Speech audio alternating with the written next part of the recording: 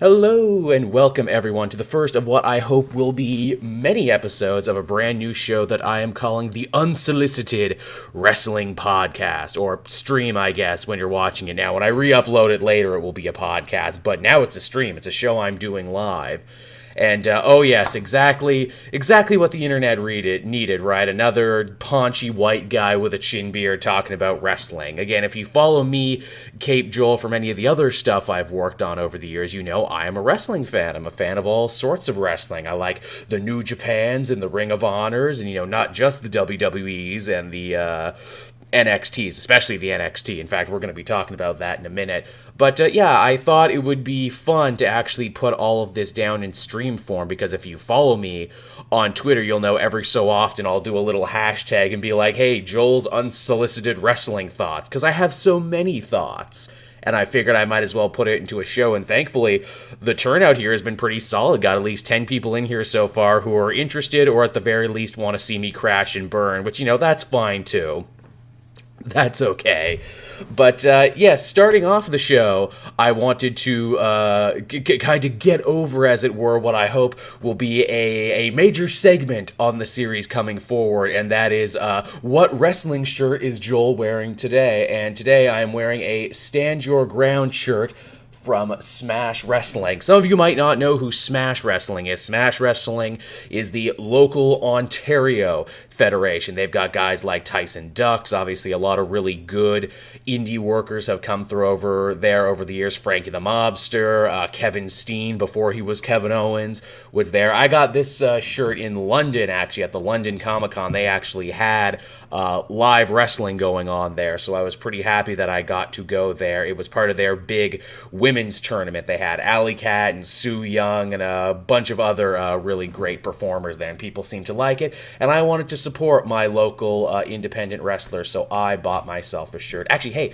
if people like independent wrestlers, I actually know a couple, and they were people who inadvertently kind of pushed me to want to do this show. Carrie Awful, real big popular Smash Mouth Southern wrestler, Super Beetle, you know, really awesome masked guy with a cool costume. They like my work because of comics, and I realized that there's a real serious kind, you know, like Venn diagram crossover between wrestling fans and comic book fans, so I figured, hey, you know what, why not test the waters with this? This is yet another thing that I really wanted to do. Yeah, ooh, Waterlord in the chat got a good one. Stand your ground. People in Florida don't like that wording. Yeah, I could see why, Waterlord. I could really see why. In fact, funny you should say that. I was wearing this shirt all day because I knew I was going to do this stream tonight, but I also had an interview earlier today, and it was like a stream interview like this, and I actually changed the shirt because I'm like, you know what, I really don't need any of this. Legend of Shazam also mentions Green Ant. I kind of actually have a few degrees of Kevin Bacon's separation with the ants, actually, from Chikara. I know DJ Accident Report, who works on the Nobody's Watching Wrestling show, which is a great show you should check out if you haven't seen it. He actually guested on an episode of the Comic Multiverse, my comic book podcast. He's a great dude, and they actually know the ants. They had them on their show, so hey, if people want it, I could probably get that to happen at some point in the future. Because again, this is just kind of me talking to you, the chat. You guys are my co-host on this one, because I couldn't be bothered to get a co-host. I was a little lazy on this one. But yes, we got our first segment out of the way. The what wrestling shirt is Joel wearing this week? And this will be a new thing going forward. I'll try and wear a new wrestling shirt every week. And if people want to send me wrestling shirts, I will unbox, open them here on the stream, and then I will proceed to wear these shirts is what I will wear. And that will be the first of many fun visual gags that we do on this show, many visual gimmicks that we try and get over. And if you're listening to this later on the audio version, hey man, you should check out the live show, because it's pretty solid. You can see my sub goals up there at the top that I want to reach, which actually it says my sample goal, because even though I changed it a bunch, it still said that. Fuck. Again, my goal is I want to try and get to 400. I'm at like 395 now, but that's a botch. Let's not pay attention to that. This is why we do the tests, everybody.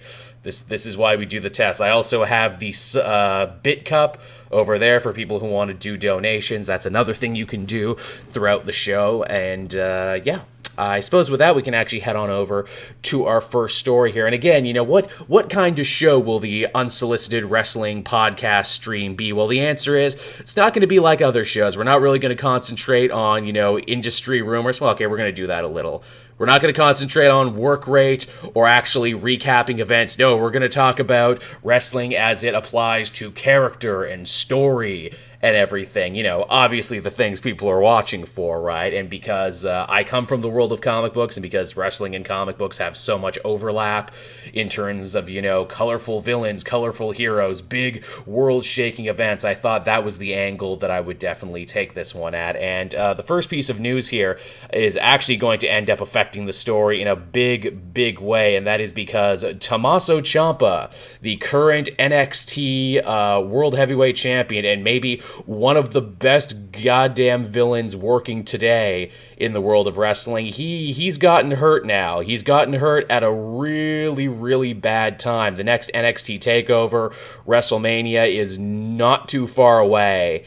And because of that, this more or less puts all the plans that they were doing for shows in complete and utter agony. He's had a really bad neck injury, and I think he went in for surgery yesterday to try and get it all fixed up. And I'm hearing really conflicting reports over how bad the surgery is. Some people are saying that, he'll be out, for at least 6 months. Like, he's going to miss TakeOver, he's going to miss WrestleMania, he's going to be out for a very long time. It's like a fusion operation, like they got to fuse a bunch of stuff in his neck.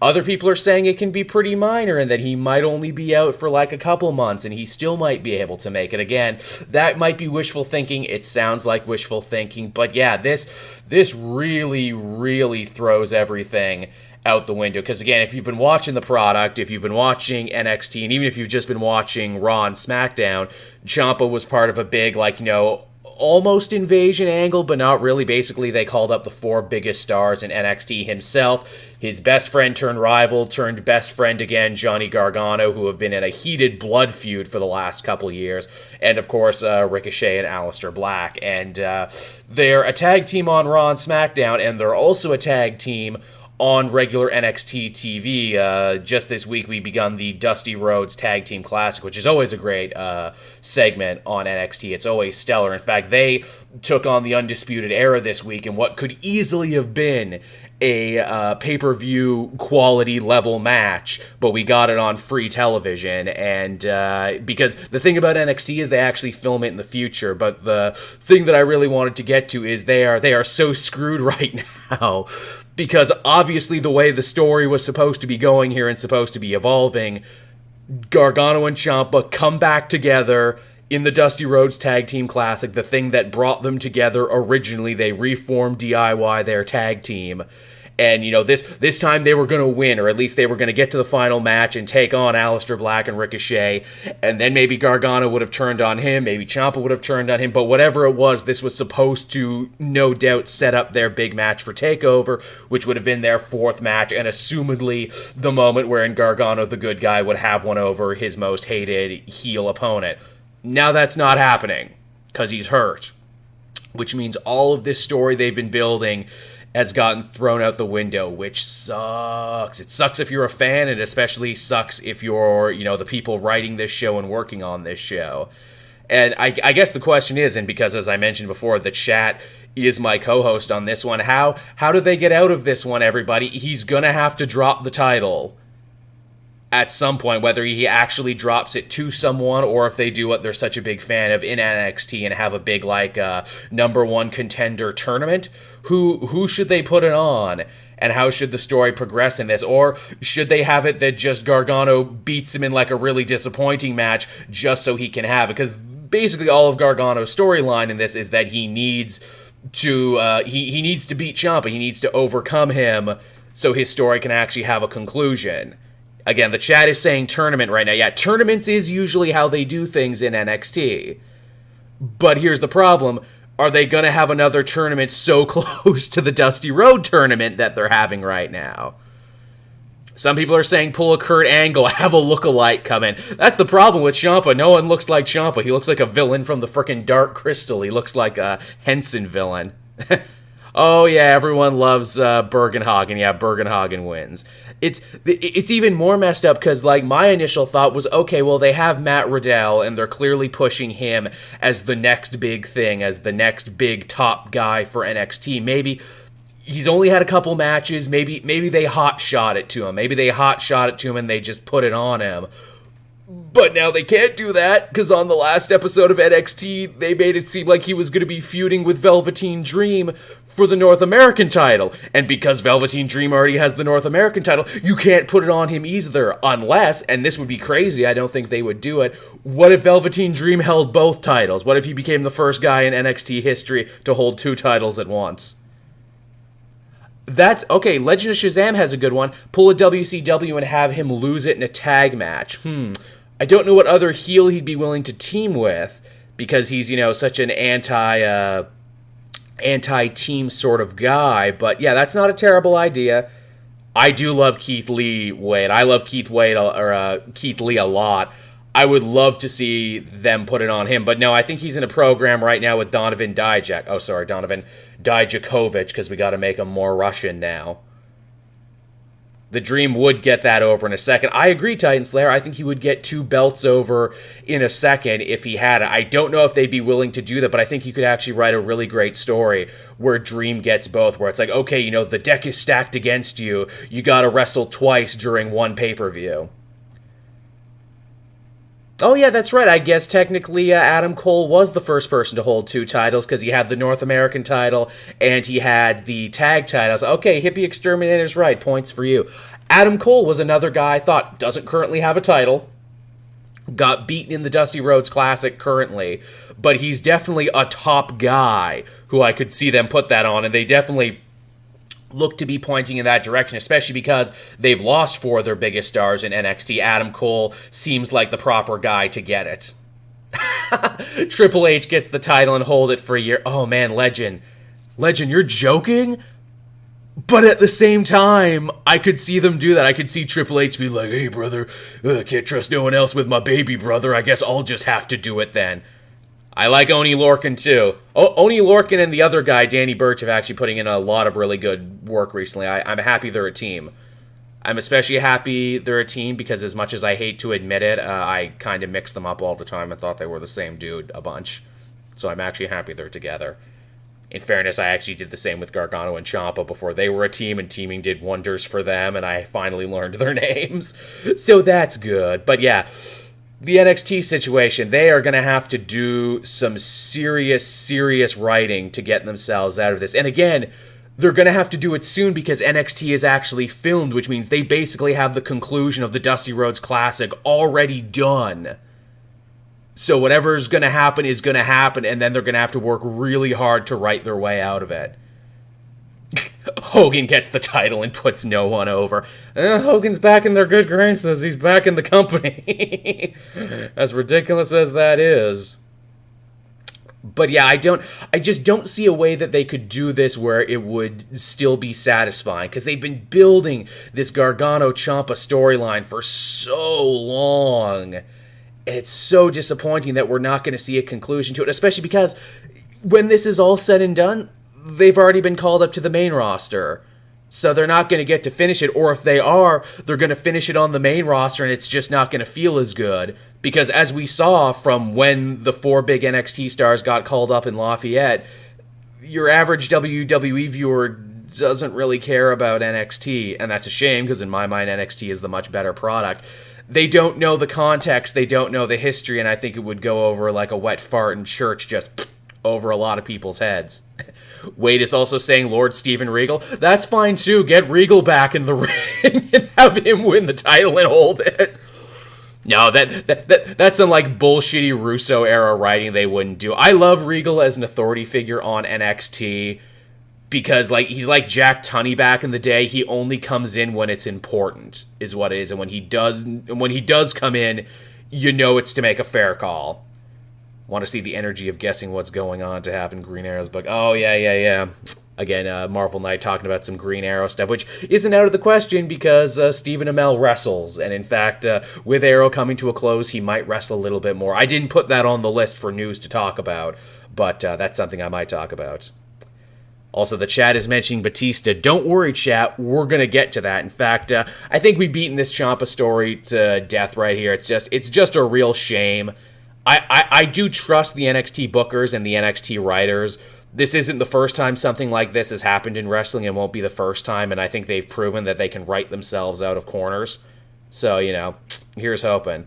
What was the next piece of news we had here? Oh, interestingly enough, it absolutely was about Dave Bautista. Dave Bautista made his big return to the world of wrestling, attacking Ric Flair on his 70th birthday, his former Evolution stablemate, and this is all to set up for a big, massive WrestleMania feud with Triple H, who, of course, they made a point to say the last time Dave Bautista returned, Bautista's the only person Triple H couldn't beat, or aka the only person he also couldn't bury. So this is going to be their big, massive celebrity feud leading into Mania, which I guess they need now because Undertaker's not working anymore, so they need something to fill the Undertaker slot. And maybe Cena's not going to be working there either, because Cena doesn't have a match yet. I mean, they could easily pencil him into one, but still. I liked Bautista coming in, beating up an old man to really set up what a giant, massive heel he is for this. This is personal to him. Also, hey, nice little connection to the world of comic books, too. The fact that Bautista is doing this now, that he actually has the time and could potentially even, use the nice little infusion of cash into his bank account means, yeah, Guardians 3 has absolutely stalled. He has time to come wrestle again. Which is nice, because, again, the last time he went and did it was the time of Blue-Tista and everyone booing him, the crowd essentially making him into a heel because they like Daniel Bryan more. And I think in interviews, Bautista's even said that it sucks that it went down like that, and that, he wanted to give people a better return and one they could actually be happier with. And, I think a match with Triple H, I think that will make a lot of people happy.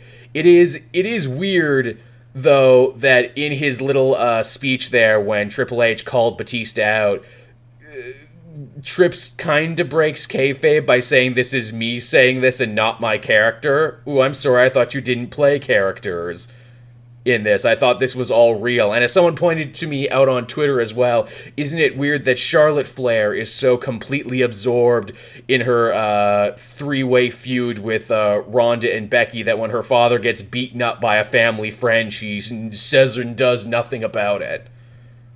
Yeah. But yeah, I think Bautista versus Triple H should be cool. Again, I think it's going to be totally overproduced. It's going to be totally over the top. Triple H, he always, spends a ton of money on his entrance every year, whether be it when he came out as a Terminator or when he came out with all the Druids, and I'm sure we're going to see something very similar. Yeah, that too, Hippie Exterminator. I heard the same thing, that Bautista ever wanted to come back. It was that he wanted to work with Hunter. Again, it feels, we're talking about story here. Bautista versus Triple H, the old Evolution feud, that does feel like, resolution. That does feel like the continuation of a story that we haven't seen in a long time. Now, who do we think is going to win this match? Who do we think is going over? Do you think Triple H wins because he still has to work there at the end of the day, or do you think they want Bautista to win so he can have a big WrestleMania moment one more time? I guess Triple H hasn't won the last couple of his Manias. He lost to Reigns for the title. He lost to Seth. He put him over. He beat Sting when he probably shouldn't have beaten Sting. But yeah, those are the last couple in a row. Yeah, Bautista wants to put him over. Interesting. Legend Shazam, you're not wrong. He's got a big, expensive entrance. It'll be 3 hours. Gotta cut 3 matches from the cards. Don't worry, we'll just cut 205 live matches. No one will care. H gonna give it to you. Yeah, I mean, also, too, it's like Bautista's at the point, he's rich enough, he's famous enough, he doesn't have to win. Also, he's the bad guy in this situation, so, face wins, Triple H defends the honor of his wrestling dad, Ric Flair, everyone goes in happy. Is it really Hippie Exterminator? Sonya Blade's costume in MK11 is called Heel Turn. Wow, that's funny, and Ronda Rousey totally turned heel this week. We're going to talk about that, too. 205 Live is great. Titan Slayer, it's been good for a very long time, especially with Buddy Murphy finally showing what he can do, but it's so clear the company doesn't give a crap about it. If you love work rate, should watch 205 Live. Again, I know a lot of wrestlers say that, fans complain about work rate, but they don't watch the work rate centric show. Was never into Bautista, might just be his moveset. Yeah, a lot of people feel that way, DNG. I like Bautista because he does the Bautista bomb. Any move that has a bomb in it is always going to be over with me. Cape Joel loves the bomb, be it a pop-up power bomb, spinning bomb, all the bombs. The bombs are the best. Triple H becomes the king of games and Ric Flair is the Egyptian pharaoh. I could see that. He had his big Conan Gladiator thing. He had his Terminator thing. Maybe this year he goes Egyptian in honor of Flair. But yeah, that's the Bautista news, everybody. Again, they're going to build this up over the next couple weeks and months, and then that'll be the big Mania match for you. Now, I mentioned before what's Cena going to be doing, and that actually dovetails very nicely into our next story, and that is something I never ever thought I would talk about. Excuse me, and that is the current state of the U.S. title in WWE, which has been such a joke title and such a relegated title that R-Truth has actually been holding it for a bit. Now, that's nothing against Ron Killings. He is incredibly talented. He's a freaking NWA world champion, got an amazing moveset, is very funny, and, I actually quite enjoyed his reign for what it was. But, he seemed to actually call out John Cena, and for a second there, it actually seemed like we were going to be getting a Truth v. Cena match at WrestleMania, which would have been friggin' nuts. And again, because if that did happen, Cena would have to go do movies, which means he'd probably put R-Truth over, which would be putting the title over, and in my mind, I'm like, man, that's kind of a cool idea. Didn't end up happening. Instead, we got a massive four-way bout between R-Truth, Samoa Joe, Cien Almas, and Rey, who have been kind of having their own little side feud for the last couple months. I'm glad they've actually been, kind of lumped in to the title scene that is the U.S. title, which makes me think that they're building up to a big multi-man for WrestleMania, because, most titles usually do have a multi-man. Usually it's the Intercontinental title that has a multi-man every year, but this year it looks to seem that they're building up the U.S. title. And, of course, this led to a massive schmoz, pretty entertaining bout, and at the end of it all, wouldn't you know it, Samoa Joe ended up victorious, winning his first main roster title in 2 years of working there. He finally won a friggin' title. It's about goddamn time. Joe is so money, so good in the ring, so funny, so charismatic, cuts maybe some of the best promos. I can't believe it's taken them this long to reward everything he does. And I'm sure some people will argue, yeah, but it's the U.S. title. When has that been an award? That's usually such a freaking low-tier title, it's not even worth talking about. I guess it's a little better than the tag titles, but even still, I couldn't be happier about Joe winning that title, and, I feel that, he could be the man to rehab a belt like this to actually make it worthwhile. He, much like Tommaso Ciampa, much like Shayna Baszler, will treat this title like it's the most important thing in the world to him. That's the real problem with the U.S. title, and that is no one actually treats it like it's important anymore. They always just treat it like it's a stepping stone to another title, because it arguably is. But still, I hope Samoa Joe has a big, long reign with this title. I hope he makes it mean something. Heck, he can do the John Cena Open Challenge, too, if he wants, and just every week till Mania, it's him just, squashing jobbers, just destroying them all. Heck, he can take on two guys at once, freaking throw the B-team at him, and he'll kill them both with his bare hands.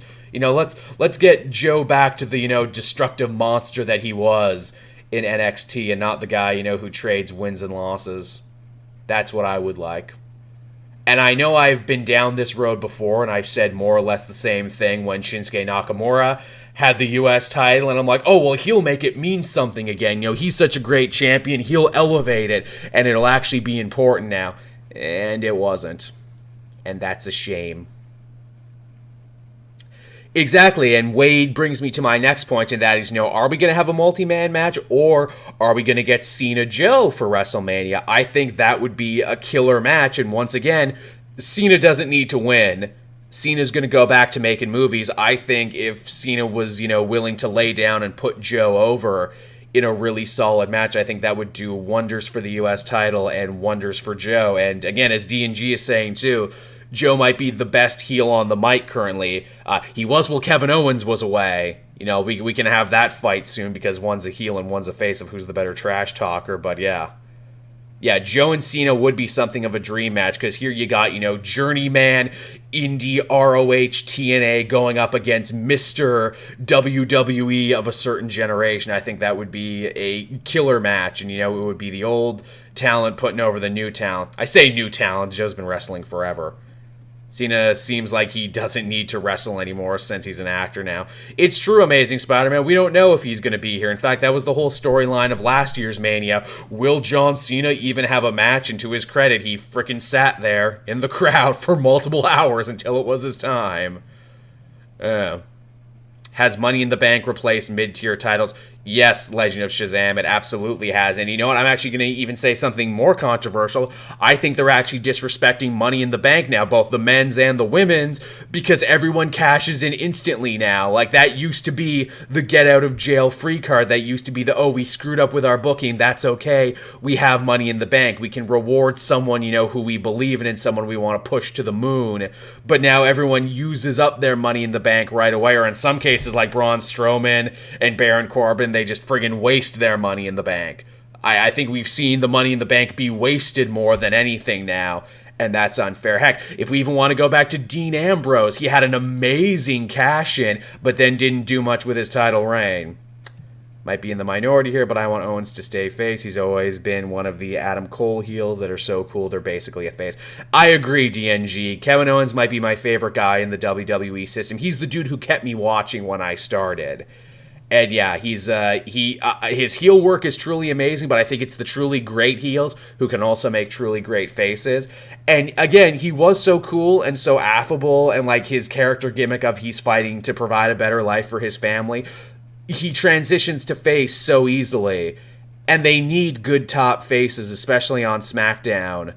I think it's actually really cool that he's willing to do that. We'll talk more about Owens in a second, actually, is what we'll do. In fact, that's our very next story, wouldn't you know it? So one of the other big developments in this week, leading up to Fastlane, leading up to WrestleMania, Kevin Owens is going to be taking on Daniel Bryan, stealing the spot that was supposed to be rightfully Kofi Kingston, that the fans had awarded to him for just, being Kofi and being amazing.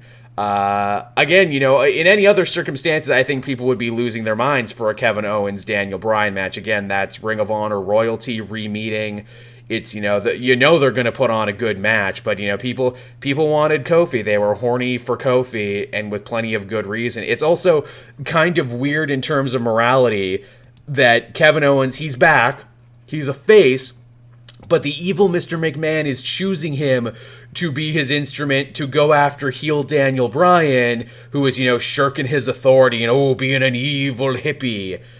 And Owens goes along with this, even though his last big major feud before he got squashed by Braun Strowman he was in a massive feud, not just with Vince. He headbutted Vince. He had a whole big thing against Shane. It's so funny, the morality and the writing, and they're like, this will make sense if we just do this. It's a real head scratcher. Real head scratcher. Also, that too, Legend of Shame, it seems like Daniel Bryan promos are just face promos, but he's a dick about it. Oh man, that's a whole other thing to unpack, the new Daniel Bryan. It's a great character. Great villain, because he believes every word he's saying, because he probably does. The crowd is totally behind him too, half because he's Daniel Bryan, half because he's saying a lot of stuff that I think younger fans do agree with.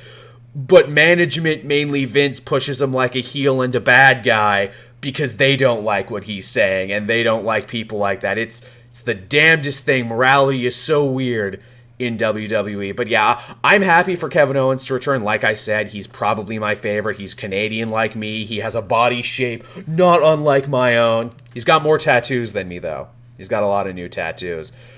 I will say, though, that, Kevin excels with the material, though, because in backstage interviews, he even says, Kofi got screwed. Kofi is great. Kofi should be able to do this. I wonder if this will lead to some sort of maybe three-way or maybe even fatal four-way, as Wade brings up in the chat, between, Bryan, Kevin Owens, Kofi, and Mustafa Ali if he's feeling better. Because let's face it, Mustafa Ali was probably supposed to be in the space that Kofi was.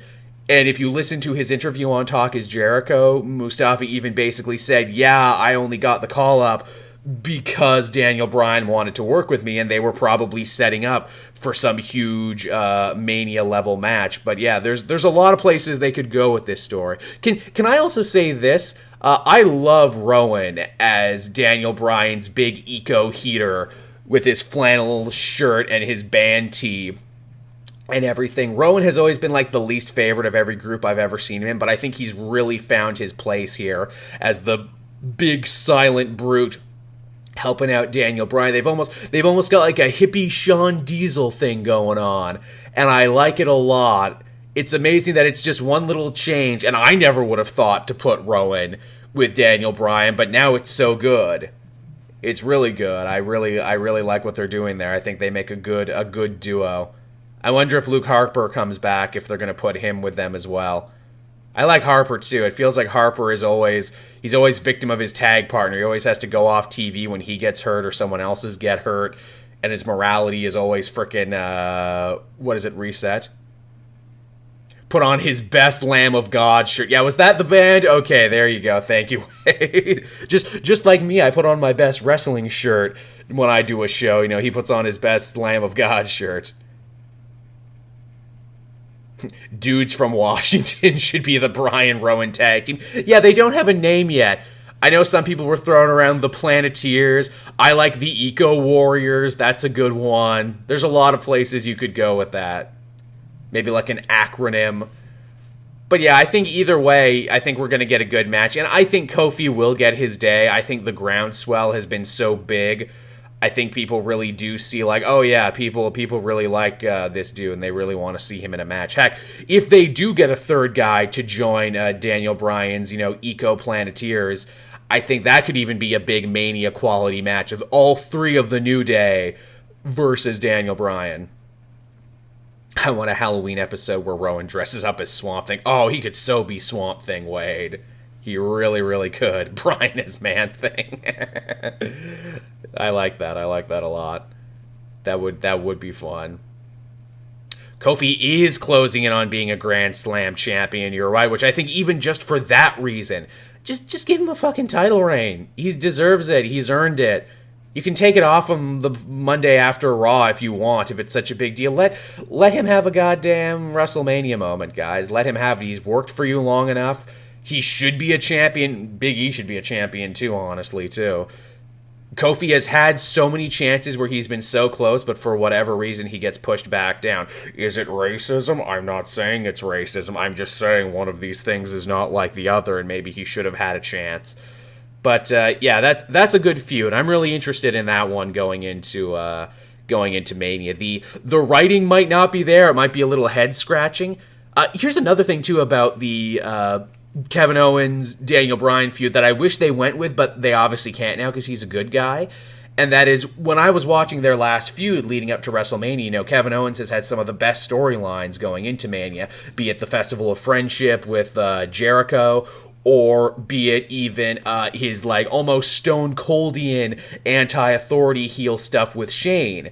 The only problem is that, that kept going on. They got Sami Zayn in the mix, and then Daniel Bryan got in the mix, and he came out of, imposed retirement due to injury and concussion. And what started as Kevin Owens' story stopped being Kevin Owens' story after that, and you knew he wasn't going to win because obviously they wanted to put the returning Daniel Bryan over. And I think in an alternate universe, that could have been good grounds for a feud too. Kevin Owens coming back and being like, everything went wrong for me after you beat me at Mania and no one cared about me anymore. But now they've completely shifted moralities and now one's a heel and one's a face. But, that one should probably be a pretty solid match there. So what else do we have here?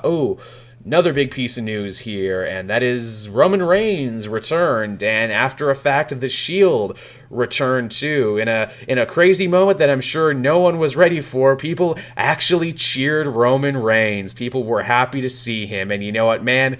Leukemia's a bitch, cancer's a bitch, but you know what? I'm going to come out and say it, and this might be a little insensitive. I think, you know, going into remission and beating this might actually have been probably the best thing for his career, because we've seen his character completely rehabbed overnight. People are on his side now. They want to root for him. And it happened totally organically, too. This idea that we, as the fans, hated him so much, and we felt that he was being shoved down our throats. And then we found out he was sick. And then we're reminded, oh, this guy's a human being with thoughts and feelings and a family who loves him. And we've been booing him every night and saying he's the worst and making videos and podcasts about how he's the worst. And all that hate got turned back on us into sympathy. And it's like, oh man, I feel so bad for this guy, and I feel bad about myself and how I treated him. And now he's back, and he's doing good, and he's, you know, on cloud nine and everything as he should be. The question is, moving forward, how are they going to book him, and how do they not backslide? So far, I think they're doing it, and that is because they are writing Roman Reigns not like Roman Reigns. They're writing him like Joe Anawahi. They're writing him like the guy. They've given him more freedom to just be himself. And the guy himself is plenty charming. I think this is how he should be in the future. I think they should just let him be himself, is what he should be. Another big thing about his return is that the rumor is Dean Ambrose is leaving. That he's done with the hokey shit, that he's done with the company, but before he goes, you better believe they want to get at least one Shield reunion back in there, because, you know, that, you know, up sales, and I'm sure they sell a lot of merch off the back of that too, even if it makes zero sense for Dean's character, and Dean's character has made very, very little sense in the last little bit, you know, from I'm Bane from The Dark Knight Rises to I need to get shots in my ass because I hate all you dirty, diseased people, to like trading losses with Elias and getting like El Kabonged with guitars week after week and needing, you know, Seth and Roman to come save him. Just a lot of confusing stuff with Dean, but, you know, maybe a Shield reunion can make it work. Yeah, what does this mean for his wife, exactly? She, again, Renee, who I love too, because Renee is Canadian. She used to host for SportsCenter. She could leave. She might not. I mean, we all saw what happened when Cody Rhodes left and Brandy Rhodes was left behind. We saw a lot less of Brandy. But also, Renee has a really sweet job as, like, the one lady commentator on the show. I would almost hate to see her leave because of that, because I think she's actually doing a good job and actually adds something completely new and different to commentary that is, like, sorely missing without her. But yeah, Dean's character, so confusing, weird germaphobe Bane, as the chat is reminding me. Are the NXT guys terrified to see Vince move them up to the main roster? Feels that way, doesn't it? I think the last real big success was Kevin Owens. Again, Cultaholic did a great video breaking down how long it took, you know, former NXT champs and call-ups to, you know, be buried and to not be doing anything. Where's Sanity? I almost put a whole topic in here about where's Sanity. I love all those guys so much, and they're completely missing. So sad. But, yeah, the talk is Dean is leaving, but the talk is also that this might be one huge work, and that this is like Dean's, like, you know, Hail Mary pass, that they gave him some more creative freedom and creative autonomy, and his thing is like, look, let me get this over, let me make fans think I'm leaving, and then when I prove that I can turn in some good stuff, you'll give me more creative control, you'll give me like the CM Punk deal to let me write some more stuff. If they're doing it, then this is it is complex, Amazing Spider-Man. If it's true, then this is the most complex, circuitous scheme I've ever seen. You know, let me suck for a couple months and make them think that you're burying me to sell the idea that I'm leaving, only for me not to leave. And this leads into the other story I want to talk about, and that is, you know, Dave Meltzer of the Wrestling Observer. You know, basically, you know, if he says it, it's probably true.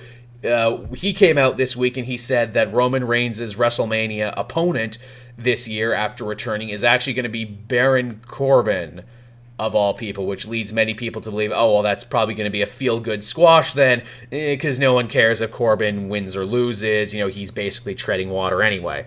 which is a shame because I actually liked his redesign into Constable Corbin, finally giving up on his hair that he was losing. Also, Baron Corbin in real life is a nice guy. If you watch him on Up, Up, Down, Down and in streams and everything, he doesn't seem like a horrible human being, unlike the horrible human being he plays on TV.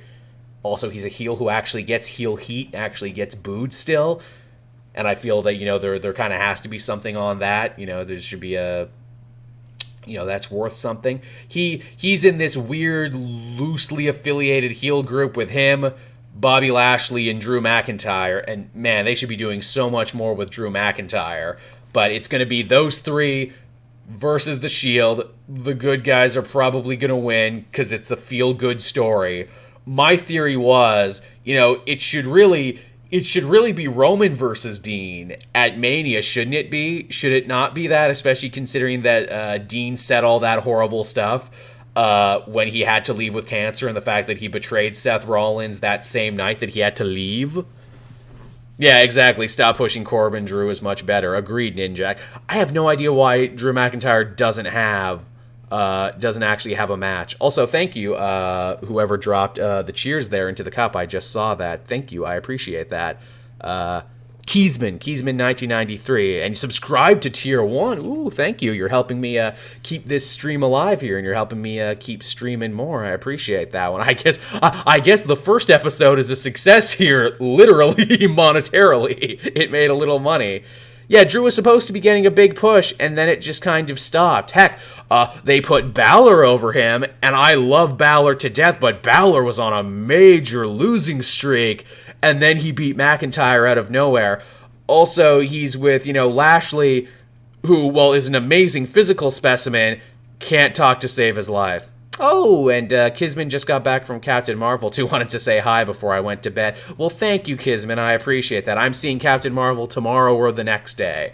I actually bought a Captain Marvel shirt so I could talk about that. But, back to wrestling there. But, yeah, their weirdly assembled, no-name given heel stable, which is also kind of getting wins, too, because they beat Balor and Braun and Kurt Angle to try and put them over, but the fact that they won on TV means, of course, they're not going to win at the pay-per-view.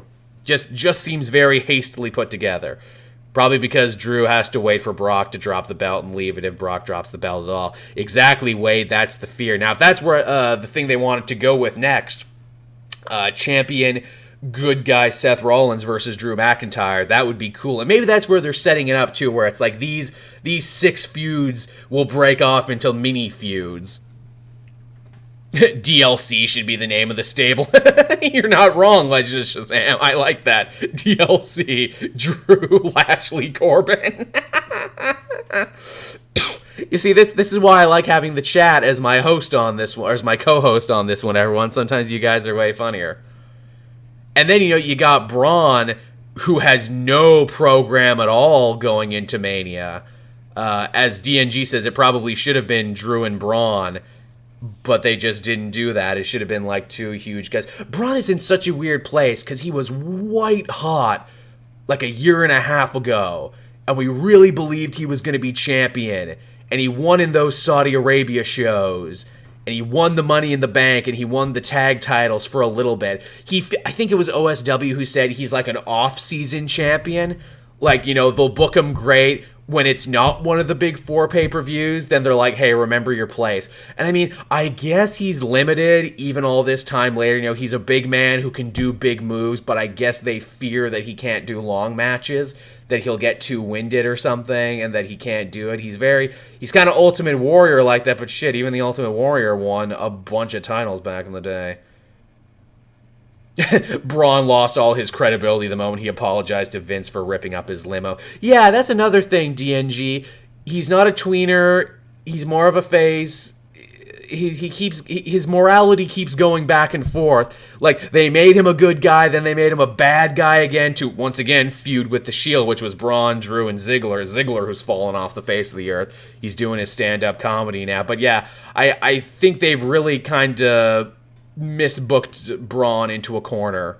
They really have. The biggest thing he did this week was he messed up Colin Jost from Saturday Night Live. which I actually love that they're going to be at WrestleMania. I know everyone hated that moment, but I love Saturday Night Live, so I'm glad these two worlds are meeting. But yeah, that's that story, more or less. What's the next one I had here? Oh, the big one, and this was the one everybody on the chat wanted, or everyone on Twitter, when I asked for news stories to talk about in the realm of wrestling, wanted me to cover, and that is the ongoing super feud that is Becky Lynch and Ronda Rousey that is still evolving even now. In fact, before I came on and recorded this, Ronda Rousey released a video where she basically called wrestling fake, talked about how much she hated the fans and how she could easily kill Charlotte and Becky if this was an actual UFC fight. And it's just like, wow, that is some shit, is what that is. She also kind of turned heel. She dropped the title out of respect, but this was after she had a Twitter blow up, so maybe they were punishing her, maybe they weren't. But she dropped the title, then they were going to fight for the title, then she asked for the title back. Then she went heel on Becky, which again, the morality of this situation is really weird, because Becky was getting over as like a Steve Austin era anti-authority heel that everyone loved to death, and Ronda was the face. Kinda, but she does a lot of heelish shit like this, and she's really heelish on social media, and they're both really petty to each other, but she turned heel, but they didn't quite answer the question yet. Is this a double turn? Because she's the bad guy now, does that now make Becky the good guy in this situation? Or are they both heels now going into this? And that's not even talking the weirdest part of all, and that is that these are two SmackDown women, Becky and Charlotte, fighting over the Raw title. And then you got Asuka over there being like, oh, I guess I'll fight Mandy Rose then, I guess. That's fine. It's a great storyline. And Becky's Twitter game is unsurpassed, as Hippie Exterminator reminds us. But I feel like they stumbled into something, WWE. They stumbled into a great storyline, and they don't know what to do with it, and they don't know how to let it play organically, so they feel they need to keep fucking with it every week. To where now it's like needlessly complex and needlessly layered, and everyone's just like, let them fight. We just want to see it. That's all we want to see. And again, as Titan Slayer says, was Becky ever the bad guy? The fans never thought she was a bad guy. The writers never seemed to think she was a bad guy. She was an underdog, taking what was hers after years of being, stomped down. If she was a villain, she was the most sympathetic villain ever. But yeah. Yeah, it was the craziest thing. It's probably the hottest storyline they have going on now. And it is nice that, that the women's title scene can be as hot as it is, and they're letting it open and close shows because they know how important it is. And when push comes to shove, I think the three of them, if assuming it's still going to be a triple threat by the time we get to Mania, will put on a good show. Does WWE have a big problem booking faces and heels? Recently they do. Recently they really seem to. And, I think it's because, heels are getting over too quickly now. Faces are being kind of weird.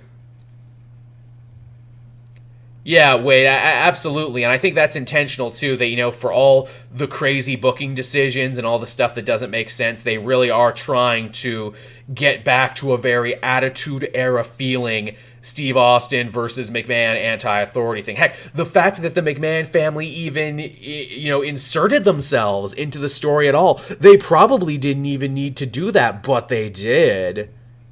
Then again, I love stupid shit like OSW Review does. Oh man, this whole saga, Wade, is going to make for a great OSW review down the line. We just know it. I think it's because they don't book the faces as the badass. No, they never do. And I think Becky is a perfect example of poor face booking, where she was the most gullible person. It didn't matter what team she was in. She was always getting turned on. She was always trusting people she shouldn't have. Now, in doing that, it actually paid off to where, when she became like a tweener heel and everything, you wanted to go on that ride and you wanted to see her get it back. Becky's wearing a goddamn knee brace. That too. Is she really hurt? Is she not hurt? Is it all a work? Is everything a work? I don't know. They seem to be throwing so much out there to the ether. I will say, though, Rhonda's newest heel turn, it is getting her heat. I don't know if it's getting her the right kind of heat, though.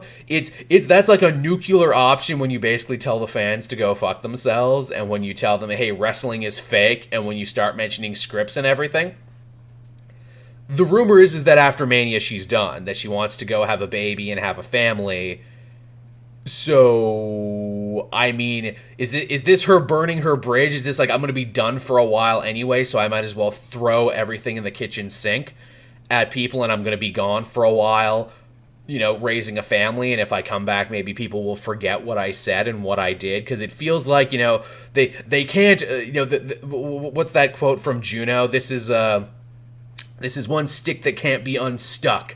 Once you start doing this. And again, you want to talk weirdness of kayfabe too here. Rhonda's saying it's fake, it's a script, I could beat you all in real life anyway. Triple H was doing it too. He broke character as well this week, saying, hey, Bautista, this is me talking, not the character. It's a crazy time for sure. But I think it will ultimately lead to a really good match. And I think they're smart enough to know that they want, Becky to hold the title up at Mania, and that's going to be, the big culmination of all of this.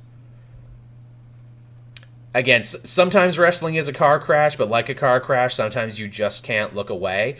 And the meta reading, I think, is what has really helped take this feud to the next level, because it's when Rhonda says this stuff about wrestling and wrestling fans, I think it rings true, because I think she believes it. She really does believe it. She's not trying. Like, she's not trying to act. She actually does believe it.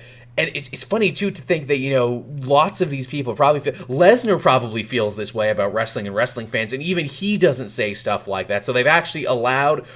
one of the people in the women's division to get a new level of heeldom in there by telling the fans to screw off. Because I think the Young Bucks and being the Elite show this too, that, it's hard to tell straight up stories in wrestling anymore, because everyone meta reads what's going on, because, we can follow them on, we can follow our favorite wrestlers and writers at, on Instagram and Twitter, and we know everything that's going on, and we follow the dirt sheets, and we follow Dave Meltzer and everything. So I think, to put this, like, all these levels of obfuscation in there to be like, oh, well, maybe she does feel this way, and oh, maybe Becky really does want to beat her up, and oh, man, I really do want to see this match, because, you never know if they're going to throw some errant punches in there or what. But, yeah, so, I mean, that's the long and short of my unsolicited wrestling stream here. We're heading up to an hour. This is the first episode. I don't know how long an episode should be. Maybe I should take some questions from the chat, actually. Maybe that should be how we close out our very first episode and our very first stream here. Thank you, all 13 people who stuck around. And then some. That makes me feel very good. That makes me feel this show has legs. But, alright, let's take some questions here. Do you ever wonder how different wrestling would be if Triple H and Shawn got fired the night of the curtain call? Yes, actually. That would be very interesting if they went to WCW, if they got some more of their friends to come over there. How would it be different? Joel, have we done predictions for Fastlane? No, we have not, Wade. I might do that as we get closer. I'm thinking that if the Unsolicited Wrestling stream becomes a show I'm going to keep doing, it might be a Thursday thing. Maybe the next episode we'll do our Fastlane. We'll do our Fastlane predictions, is what we'll do. And maybe more stuff has happened then. That I feel like predictions should be a whole episode in and of themselves, is what it should be. But yeah, there's definitely some matches I want to weigh in on that one. I kind of gave some predictions, but we'll see. Just imagine Hogan and Michaels in the WCW locker room. I'm actually rereading Death of WCW, which is a great book. You ever wonder what happened if WCW won the Monday Night Wars? I think ECW ends up winning. Interesting. Oh, is it really this Sunday, Titan Slayer? Holy shit. Okay, maybe I will come back and do one then. Do we have a full card? Do we have a full card for it? I mean, I could probably find the full card. Maybe I can do it quickly. So it would have to be... All right, here. You talked me into a chat here. We'll do predictions then for Fastlane here. Let me actually get up the proper card, and then we'll do it. I'm on my brand new stream rig, which was made possible thanks to generous fans like you all out there for giving money to my coffee account and giving bits and giving donations and subscriptions. I really appreciate that. Just wanted to put that one out there and say how thankful I am for you fans while I stall for time and look for the Fastlane 2019 card. All right, so what are our confirmed matches here so far? All right, the Usos, Jimmy and Jay versus Miz and Shane McMahon. Oh, I forgot about that. Oh, I think Shane versus Miz is going to be a thing. for Mania. I really do. Say what you want about Shane, but he picks the best opponents every year, be it Kevin Owens, be it AJ Styles, be it The Undertaker. The man is a big nerd. He's basically a mark, and he picks all the best opponents, and I think it's going to be him and Miz for Mania, which means I guess they have to lose here. They have to lose again, and one will turn on the other, and I'm thinking Shane turns on good guy Miz, and this is how we get a face turn out of him. But it's also going to be in Miz's hometown, and Miz's family is going to be there, and they've made a lot of mention about his dad, Mr. Pornstache. So maybe his dad gets involved too, and maybe they end up winning again. I don't know. Or maybe his dad gets hurt. There's a lot of places they could go with this one, but I'm gonna say the Usos win this one. I'm gonna say the Usos retain. Then we got Daniel Bryan v Kevin Owens. Ooh, it's gonna suck if Kevin Owens loses in his first big match back. But I feel that he has to. I feel he has to lose. Kevin Owens has to keep it going into. Or no, I feel that Daniel Bryan has to keep it going into Mania. I really, really think so. Maybe the New Day interferes. Maybe Rowan interferes. This one's going to have a screwy finish. Bryan wins, but yeah, it's probably going to be via a disqualification or a ring out. There's going to be some screwy shit to lead us into Mania is what it's going to be. You know, he's going to get screwed out of this one, but Daniel Bryan will retain. It'll probably be a good match, but yeah, I'm going to say Bryan wins with the caveat of it being a screwy finish. Then we got the Boston Hug Connection versus Nia Jax and Tamina. I forgot this was also a thing that was building up right now. I mean, Bayley and Sasha just got the titles, so I don't think they're going to lose them right away. I think they're going to keep them. I wish they had actually saved them versus the Irresistible Forces or the Samoan Slaughterhouse, whatever they're calling themselves now. I wish they saved this match for Mania. I think, you know, the small scrappy team versus the big bruiser women team would have been good for Mania. Then again, if they really want to hotshot the belts around, they could put it on the nasty heels and then have the faces have to win it back from them in Mania, and maybe that'll be the good feel the good feels moment for you. I'm gonna say Boston Hug Connection, but I don't feel 100% about it. My gut says Boston Hug Connection. I guess once we're done these two, we can probably all come back and actually compare notes when it's all done. Yes, I also want Boston Hug Connection versus the Iconics Way. We're on the same wavelength here. What else do we have here? Ooh, Asuka versus Mandy Rose. What a fucking weird feud this is. Man, the SmackDown Women's title, they are just disrespecting Asuka so hard. Because it wasn't even supposed to be Mandy Rose. Apparently it was supposed to be Lacey Evans. That, shocker, but McMahon has a big boner for these pretty blonde women. And that apparently he really wanted to push them to a spot. I hope Asuka wins, but I think there's going to be some fuckery here. I think Mandy Rose is going to win. I really do.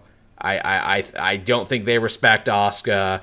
I think they're going to give it to Mandy Rose. Again, possibly through cheating. Possibly Sonya Deville will get involved in this one. But yeah, I think there's going to be some cheating going on here. And Mandy gets to carry it into Mania, where assumedly she'll lose it to someone else.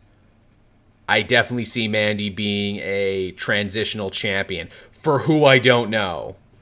But I definitely see her being a transitional champion for someone. Yeah. Can Asuka just dye her hair blonde and that will confuse old, senile, horny Vince McMahon? Oh, really? Andrade versus Ray is on the kickoff show. I almost said Andrade Cien almost, but much like Alexander Rusev and Antonio Cesaro, they took part of his name. Yeah, I don't know who's going to win that one. I guess it doesn't really matter who wins the kickoff show. There's really nothing on the line for this one. I feel that their feud is just going to continue. Possibly it's going to bleed over into the U.S. title picture. But all right, then we have the Shield versus whatever the fuck, Baron Corbin, Drew McIntyre's team. I said this before. Shield goes over. It's a feel-good moment. These heels have nothing in common. They're going to squash them. But maybe these will spin off into other feuds. Assumedly, Reigns versus Corbin and... what is it? Yeah, that's what I think of it. Oh, yeah, I was going to talk about that, too. Jushin Thunder Liger retired. Yeah, that's sad he retired. He's one of the greatest juniors, one of the greatest mask guys who ever lived. Shocking that he retired when he could have just bequeathed the mask to someone else, and no one would ever have known. But yes, Me guessing here. Charlotte Flair versus Becky Lynch. Singles match. If Lynch wins, she will be added into the WWE Raw Women's Championship match at WrestleMania 35. Again, this one writes itself. She has to win. No two ways about it. She has to win for the story to make sense. But so much of the story hasn't been making sense recently. I don't know. Maybe Rhonda will show up and fuck it up. But one way or another, she's getting into the match. Maybe they'll want some more TV leading up to it. But Becky will eventually win. Then what else do we have here? Then we got the Revival versus Aleister Black, Ricochet, Chad Gable, and Bobby Roode. That's going to be a good one, actually. I think that one's actually going to be a really cool match. I'm interested in that. The tag scene is actually kind of heating up again on Raw, at least. Does anyone think it was weird that Heavy Machinery won a match? These guys who were like trading wins with the Forgotten Sons on NXT were always the unloved stepchildren. And suddenly they're squashing the B team, and they're squashing the Ascension, and they're squashing, Hawkins and Ryder, who have been there way longer. I mean, I'm a big fan of Hosses, I'll root for anyone. But, okay, so this match, this is weird because the Revival just got it, and they got it via complaining. The word is that if they didn't win, they were going to leave. I don't see them putting it on Aleister Black and Ricochet because they're not supposed to be a team. They are for the Dusty Classic now, but they're not tag team wrestlers. Why they put them in a tag thing is absolutely beyond me. Maybe this was supposed to be DIY and they had to change things around. So I don't think they're going to win. Again, Chad Gable and Bobby Roode they've forgotten about, and that breaks my goddamn heart. Because Bobby Roode is like from 2 towns over from me. He's one of Canada's favorite sons. I would like to see them win. I don't see that happening, though. I'm going to say the Revival retains through the power of complaining. They don't want them to leave. I would say they win, but Aleister and Ricochet look very strong. Revival wins through cheating, and Bobby Roode and Gable are only there to eat the pins for Black and Ricochet, which is why this is a triple threat tag match, is what this is. Because we got to keep them strong. We don't want to piss off the Revival, so that's how it's going to go down. Poor Roode and Gable are going to eat the pin. And then the last... that was it. That was everything. I didn't reverse order. So yeah, there you go, everyone. You talked me into doing it. The show went a little longer. There was my Fastlane predictions. When we do this show again, we'll go over what I was right and what I was wrong about. And if it was wrong on too many, I don't know. I guess I'll do a punishment or something. I don't know. I'll do a shot of hot sauce or something. Yeah, Legend Jam is right. Fuck the Revival. Actually, I kind of respect the Revival now because they complained and got their way. Which is stunning, where it's like, man, why doesn't everyone do that? Well, I want a title. I'm going to leave to AEW if you don't give me a title. I'm just going to fucking leave. But yes, that was the inaugural Unsolicited wrestling podcast stream. Just what the internet needed, another wrestling podcast starring a chubby white guy with a chin beard. I want to thank you all for being a part of this. Thank you everyone who donated. You still can donate, whether through bits, through cheers, or through the actual link down in the bottom there. You can do that. I would much appreciate that. And I'll be back again next time, everyone, for more streams. You can find this one re-uploaded over on the Joel Daily YouTube channel. Go subscribe there if you haven't already. Be sure to follow here on this channel right here, so you always know when a new stream is coming out. And people really seem to like this. I think this might become a more common thing moving forward. But I appreciate it. I have been Cave Joel, and I will see you all next time. This is where I'd put a send-off. If I had a send-off, I don't have one yet. I'll have to work on it. But yes, thank you, everyone.